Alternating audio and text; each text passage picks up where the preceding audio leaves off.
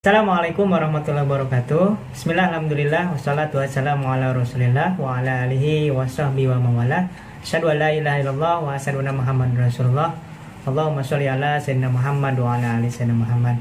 Sahabat yang dimuliakan oleh Allah Subhanahu wa taala, hari ini saya ingin membahas resiko terbesar berbisnis eco-racing. Dengan modal 1.500.000 kita akan mendapatkan produk eco-racing sebanyak 8 box ya. Satu boxnya ini harga jual ecerannya itu 250.000. Isinya ada 10 saset. 10 saset ini satu sasetnya berarti kita bisa jual 25.000. Berarti dengan modal 1.500.000 mendapatkan 8 box produk eco-racing, kalau kita bisa menjual kembali secara eceran, itu kita akan mendapatkan uang senilai 2 juta. Artinya kita mempunyai keuntungan sebesar 500.000. Ini murni jual beli ya. Kita belanja 1.500.000, kita jual lagi 2 juta. Artinya ini sah dan akadnya jelas jual beli. Lalu kalau kita nggak bisa jual eceran, kita nggak berbicara dulu bagaimana kita bisa mendapatkan miliaran ketika menjalankan hak usaha atau lisensi atau waralaba dari bisnis ini. Nanti kita jelaskan di akhir. Tapi yang akan saya bahas adalah kalau kita misalkan kita nggak bisa jual eceran dan nggak bisa menjalankan bisnis, artinya kita hanya punya satu pilihan yang pasti bisa kita lakukan, misalkan punya motor atau punya mobil. Kalau kita tidak bisa jual eceran, maka yang bisa kita lakukan adalah menggunakan sendiri produk eco-racing ini untuk kebutuhan sehari-hari, untuk kendaraan kita. Kalau kita gunakan produk ini sendiri untuk kendaraan kita, maka setiap satu butir ini akan menghasilkan keuntungan. Bagaimana keuntungannya? Simak terus video ini sampai akhir. Dan jangan lupa bagi yang mau berlangganan menonton video di channel kita, silahkan klik subscribe di sebelah kanan dan klik tanda loncengnya sehingga setiap ada video baru Anda mendapatkan pemberitahuan. Oke, lanjut ya. Jadi kita akan bahas bagaimana dengan setiap satu saset ini sahabat bisa mendapatkan penghasilan atau keuntungan. Ya, dari mana itu? Dari penghematan bahan bakar yang Anda gunakan. Oke, kita hitung ya. Jadi satu saset ini bisa dicampurkan dengan minimal 20 sampai 40 liter. Artinya ini bisa digunakan untuk kendaraan roda 4 ya, untuk mobil. Biasanya mobil itu full tanknya 30 sampai 40 liter. Maka ketika mau ngisi bensin full tank, Anda masukkan dulu satu butir eco-racing ya, seharga 25.000 kalau beli eceran. Kemudian diisi dengan bensin 30 sampai 40 liter. Ya, 30 sampai 40 liter boleh. Ya, maksimal 40 liter. Maka reaksi yang pertama ini akan menaikkan oktan atau RON atau kualitas bahan bakar. Jadi seandainya sahabat semua punya mobil yang bahan bakarnya minimal pakai oktan 92 atau Pertamax, maka dengan bantuan eco-racing ini sahabat semua nggak harus beli Pertamax. Ya, karena Pertamax sekarang lumayan mahal ya. Kurang lebih 9 ribuan lah ya, 9 ribu lebih. Nah, cukup pakai premium saja. Loh, kok bisa? Karena salah satu fungsi dari eco-racing ini adalah meningkatkan oktan. Artinya ketika kita beli premium dengan nilai RON atau kualitas bahan bakarnya 88 ya, dicampurkan dengan eco-racing dengan perbandingan 1 saset banding 40 liter, itu akan menaikkan 5 RON. Artinya premium 88 tambah 5 RON berarti menjadi 93. Sehingga RON premium yang sudah dicampurkan dengan eco-racing ini meningkat menjadi 93 dan lebih bagus daripada kualitas bahan bakar Pertamax yang tingkat RON-nya 92. Dengan menggunakan eco-racing yang harusnya kita beli Pertamax-nya senilai 9.000 sekian, cukup kita mengeluarkan uang per liternya itu beli premium yang harganya kurang lebih 6.000 lebihan ya. Berarti kita sudah menghemat 3 ribuan per liter. Berarti kalau kita ngisi 30 liter saja, maka kita menghemat 30 dikali 3.000. 90.000 kita menghemat. 90.000 kita menghemat ya. Sedangkan kita harus mengeluarkan uang untuk beli eco-racing ini 25.000. Berarti 90.000 dikurangi 25.000. Berarti kita sudah mendapatkan keuntungan ya, keuntungan uang 65.000. Bayangkan, dengan menggunakan ini kita setiap ngisi bensin mendapatkan keuntungan 65.000. Ya. Berarti setiap satu saset ini menghasilkan uang sebesar 65.000 tanpa kita jual. Sedangkan satu box ini ada 10 saset. Berarti kalau setiap saset 65.000 dikali 10 Berarti satu box ini menghasilkan uang sebesar 650.000, menghasilkan uang 650.000 dengan menggunakan produk Eco-Racing ini aja. Itu dari segi penghematan dari selisih Pertamax dengan Premium. Oke, fungsi yang kedua dari Eco-Racing ini adalah menghemat pengeluaran bahan bakar yang terjadi karena pembakaran sempurna, ya, karena dilengkapi dengan nanoteknologi. Sehingga setelah memakai Eco-Racing ini, pemakaian bahan bakar di kendaraan kita menghemat 30-50%. Anggaplah 30% saja. Berarti 30% dari uang yang kita keluarkan untuk isi tadi 180.000 dikali 30%, sekitar 60.000, 50 ribuan. Berarti hemat lagi 50.000 setiap satu saset. Tadi hemat 65.000 satu saset, ditambah 50.000 lagi setiap satu saset. Berarti satu saset ini menghemat, ya, menghemat pengeluaran kita sebesar 115.000. Kalau satu box ini 10 kali 115.000, maka menghemat 1 jutaan, ya. Artinya dengan Eco-Racing ini kita bisa menghemat 1 juta per box. Kita mendapat 8 box. Berarti 8 box ini mendapatkan atau menghasilkan keuntungan dari penghematan pengisian bahan bakar sebanyak 8 juta rupiah. Artinya resiko terburuk untuk menjalankan bisnis ini, ya, dengan modal 1.500.000, dengan konsekuensi kita nggak bisa menjalankan bisnis, misalkan tidak bisa jual eceran, hanya bisa memakai sendiri, kita tetap mendapatkan keuntungan sebesar 8 juta rupiah. Oke, saya ambil paling kecil aja 6 juta. Ya, dengan modal 5 juta untung, dengan modal 1,5 juta untung 6 juta. Ini sesuatu yang luar biasa. Jadi saya tidak ada keraguan untuk memasarkan atau mengajak orang bisnis Eco-Racing, karena resiko terburuknya pun mereka bisa untung 6 juta rupiah, ya.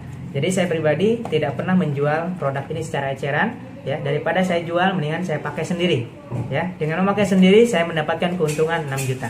Lalu bagaimana supaya mendapatkan 1,65 miliar dengan bisnis Eco-Racing? Nantikan di video selanjutnya. Mungkin itu yang bisa saya sampaikan untuk video kali ini. Mudah-mudahan bermanfaat.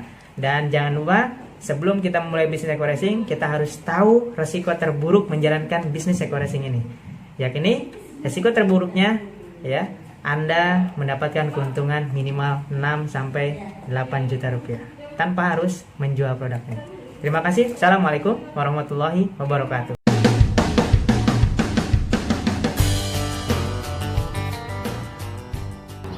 Assalamualaikum warahmatullahi wabarakatuh. Salam tani masa kini. Pada video kali ini saya akan membuat tutorial atau cara membuat biang pupuk eco farming dari PT PES Bandung. Bahan-bahan yang kita perlukan adalah, pertama kita menggunakan air sebanyak 1 liter. Saya menggunakan air aqua asli karena agar lebih bagus, air yang sudah bersih, terhindar dari bakteri yang lain dan bermineral tinggi. Kemudian saya menggunakan mangkok untuk menghaluskan pupuknya, dan kemudian ini adalah pupuk eco farmingnya. Nah, kita siapkan dulu. Kita buka pupuk eco farmingnya.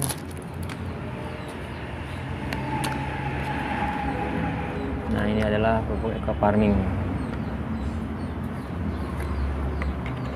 Kita buka.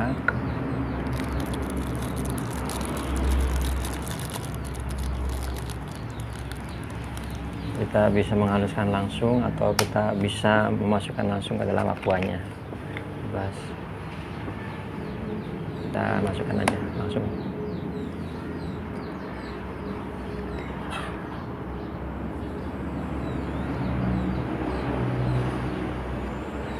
Nah, kita menggunakan mangkok agar jangan tumpah pupuknya.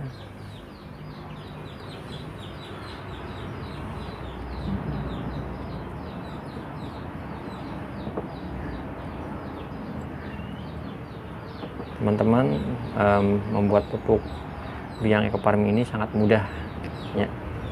Kita menggunakan aqua asli, terus pupuknya kita masukkan langsung. Setelah pupuk sudah masuk semua, kemudian kita tutup, kita kocok.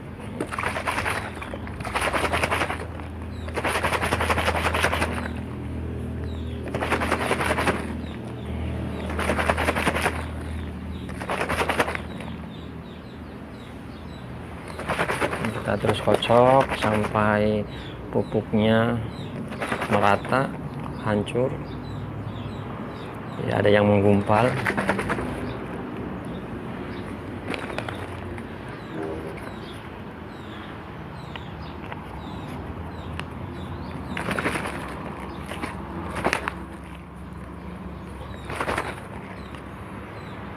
Nah, teman-teman, sahabat tani masak ini, setelah pupuk sudah tercampur merata, tidak ada yang menggumpal lagi, kemudian kita diamkan kurang lebih minimal selama 15 menit, tetapi lebih lama lebih bagus lagi agar bakteri aktifnya lebih berkembang.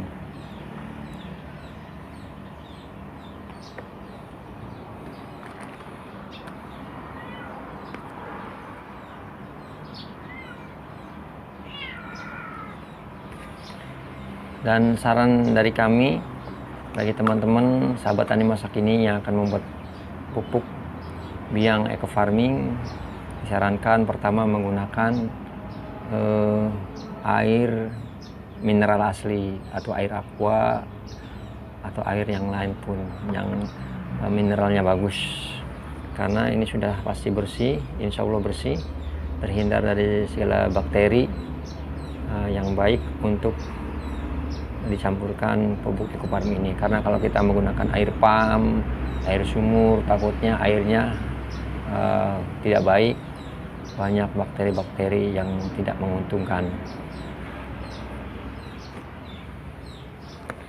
Dan bagi teman-teman, nanti apabila pupuk ini sudah dibuat kemudian tidak habis terpakai, masih ada sisanya, maka disarankan untuk ditambah dengan cairan gula aren atau bisa dengan molase. Nah, cukup sekian teman-teman video dari saya, mudah-mudahan bisa dipahami dan dimengerti dan bisa bermanfaat untuk kita semua. Dan bagi teman-teman yang belum subscribe, silakan untuk subscribe channel ini agar bisa mengetahui video terbaru dari channel ini, dan juga aktifkan tombol loncengnya agar bisa mendapatkan notifikasi. Dan teman-teman, bagi yang ingin bagi teman-teman yang mau bertanya, silakan komen saja di bawah ini. Dan diakhiri, wassalamualaikum warahmatullahi wabarakatuh. Salam tani masak. Assalamualaikum warahmatullahi wabarakatuh, teman-teman sekalian. Kita mau menuju ke kebun Anwar nih. Sudah mau sampai ini teman-teman. Karena kita melewati perkebunan kelapa sawit. Situ teman-teman. Kita lihat ya. Tara, kita sampai teman-teman. Kebun cabai Anwar. Ye. Wah. Keadaannya teman-teman. Wah. Paten.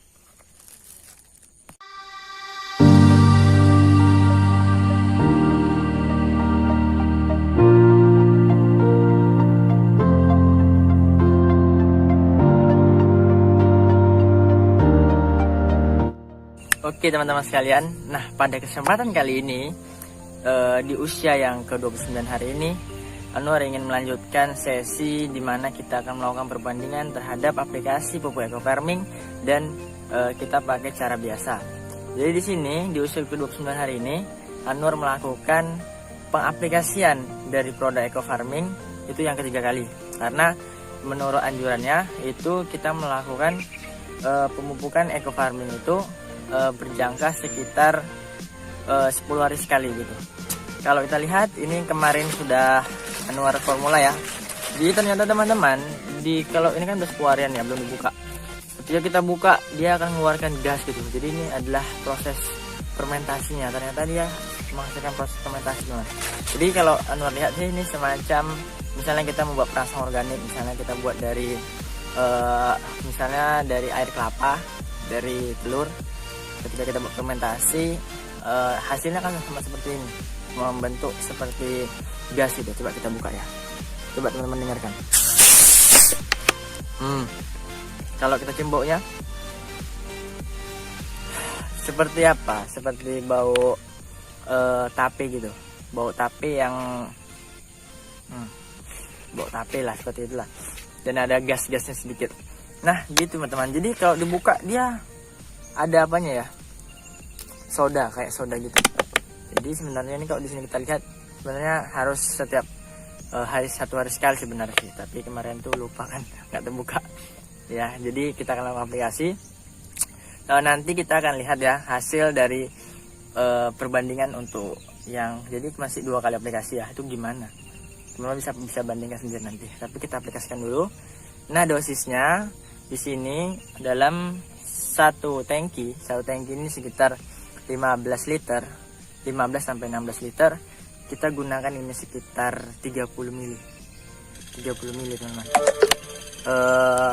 Jadi 30 mili sampai 40 mili.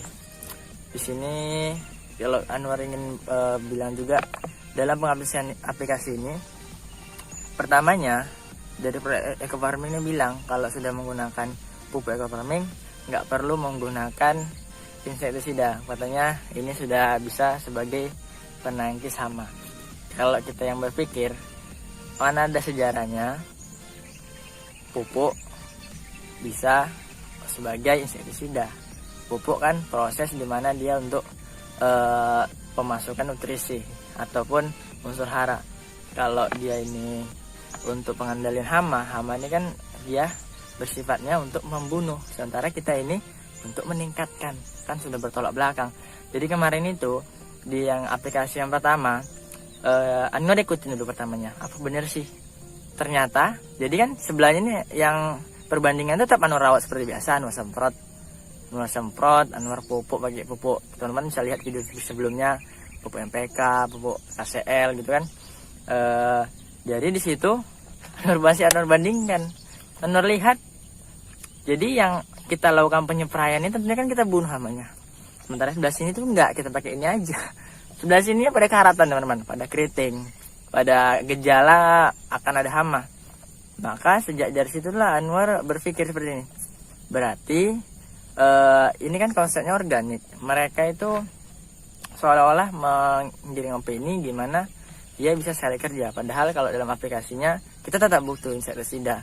Dan insektisidanya ternyata harus yang organik juga kalau dia sekaligus kita gunakan pupuk ini. Dan di situ Anwar juga baca referensi, ternyata ada yang bilang, pertama dia bilang nggak usah, jangan, nggak pala pakai insektisida lagi. Namun jika mau pakai insektisida kimia bisa kita gunakan, namun berlain waktu. Makanya jadi di sini Anwar klarifikasi bahwasannya kemarin awalnya tuh Anwar niatnya untuk kita sekaligus bandingkan semua, tapi di sini Anwar bandingkan sekitar 1000 batang. Kalau kita nggak lakukan penyepraian insektisida, maka yang jelas yang pemupukan ini Anwar lihat ini gagal karena serangan hama. Jadi sebelah sininya tuh mulus-mulus. Kemudian yang perbandingan dengan pupuk Eco Farmingnya itu sudah mulai karat kemarin. Jadi Anwar putuskan, oh berarti ini nggak bisa nih kita lakukan perbandingan. Jadi tetap kita jadi penyepraian insektisida, insektisida itu semua.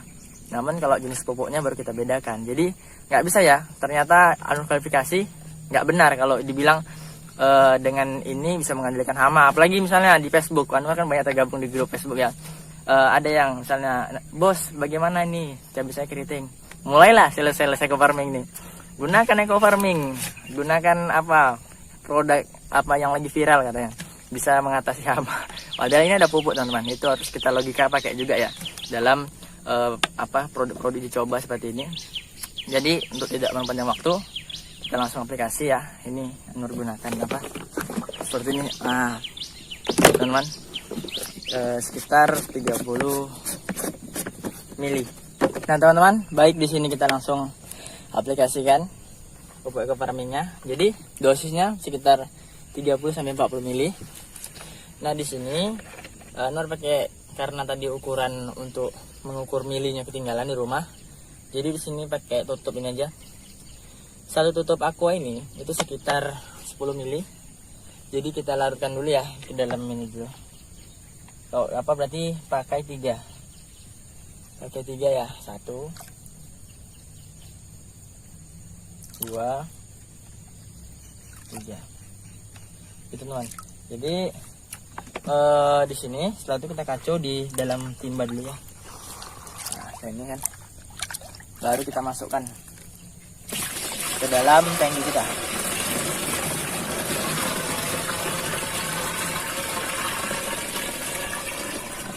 Terus tambahkan air.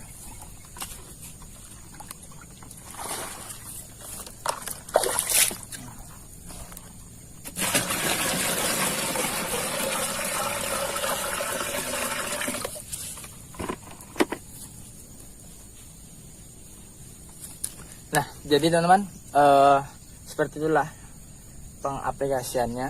Jadi sangat sederhana. Jadi nanti Anwar spray dulu ya. Nanti kalau udah selesai baru kita akan review bagaimana kandung cabenya.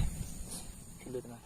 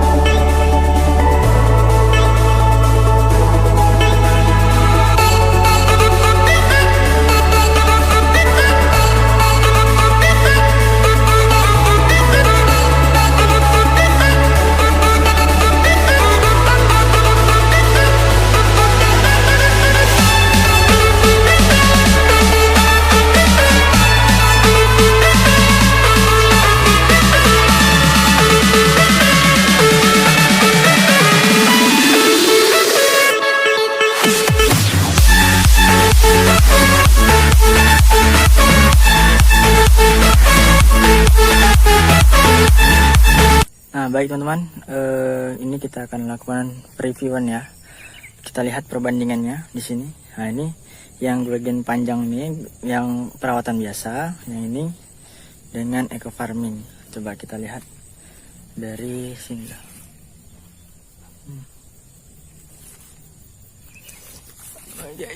Begini keadaan teman-teman.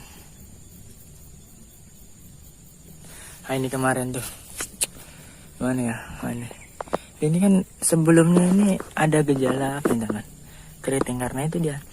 Ini bekasnya keriting nih. Karena dulu tuh Anwar nggak lakukan penyemprotan insektisida di pertamanya. Jadi dia kena serangan hama, trip. Tapi gini keadaannya, teman-teman bisa bandingkan ya.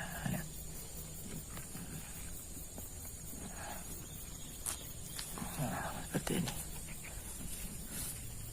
Ada yang masih kecil, karena ini masih usia ke 29 atau 30 hari kita teman.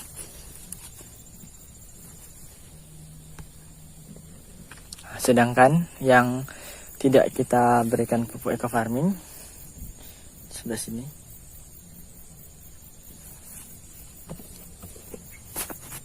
Seperti teman-teman yang tidak diberikan pupuk eco farming. Lihat ya.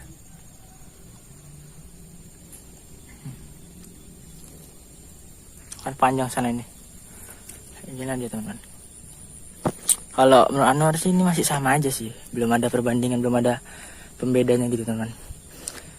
Mungkin kalau dilihat dari apa ya teman-teman ya, dari cabang sampingnya mungkin.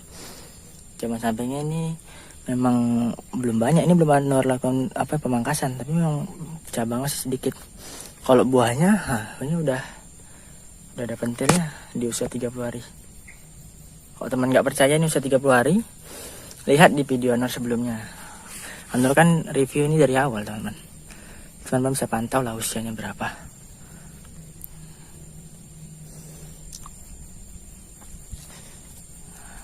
Jadi mungkin sekian dulu teman-teman ya video dari Anwar. Semoga ini bermanfaat. dan bisa menambah pembekalan ilmu kita.